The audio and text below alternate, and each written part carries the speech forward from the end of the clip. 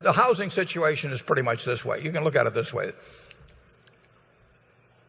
We create about 1,300,000 or so households a year. It bounces around some, and it tends to, in a recession, it tends to be fewer because people postpone matrimony and so on to some extent.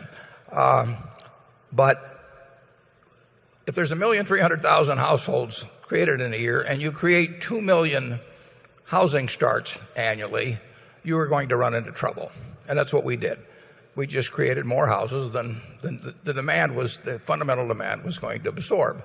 So we created an excess of houses. How much excess is there now? Perhaps 1.5 million units.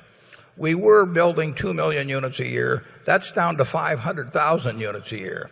Now, if you create 500,000 units a year and you have 1,300,000 households created, you are going to absorb the excess supply.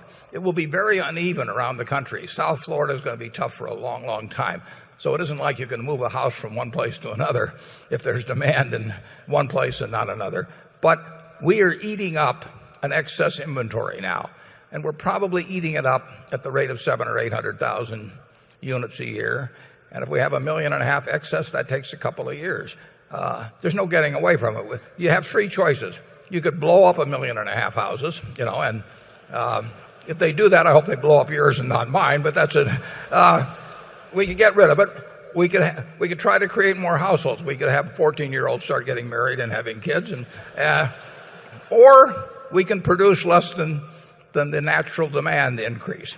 And that's what we're doing now. And we're going to eat up the inventory.